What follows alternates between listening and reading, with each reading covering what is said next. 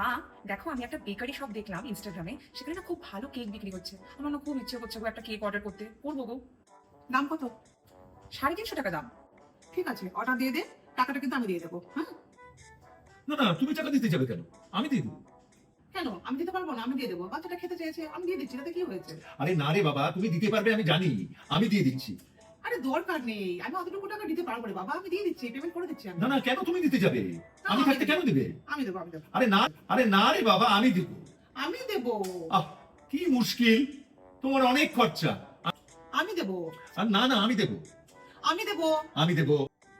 আমি দেবো, আর না না, আমি দেবো, আমি দেবো, আমি দেবো, আমি দেবো, আমি দেবো, আমি দেবো, আমি দেবো। আমি দেবো। না না, আমি দেবো। চুপ! কাউকে দিতে হবে না কেকের টাকা। ভারী তো 350 টাকা। তুমি তো এমন বিহেভ করছো মাঝে পুরো প্রপার্টি আমার নামে লিখে দিচ্ছ। আমি নিজেই নিয়ে নেবো কেকটা। সত্যি তুমি যখন কথা বলছো তখন আবার ছন্দ মিলিয়ে, তোমাদের জীবনটা যেন ছন্দেই ভরা। দেখলে তো, এই জন্যই বললাম যে টাকাটা আমি দিয়ে দিই। আরে আমিও তো বললাম আমি দিয়ে দিই। কেন আমি দিলে কি হতো? আমি দিতে পারতাম না? হ্যাঁ নিশ্চয়ই পারতে, আমি কি বলেছি পারবে না? কিন্তু আমিও তো বললাম আমিও তো দিতে পারতাম। আরে আমি তো পারতাম দিতে না। হ্যাঁ জানি তো, আমিও তো পারতাম দিতে, তাই না? আমি দিলে কি হয়েছে? আমি দিলেই বা কি হয়েছে?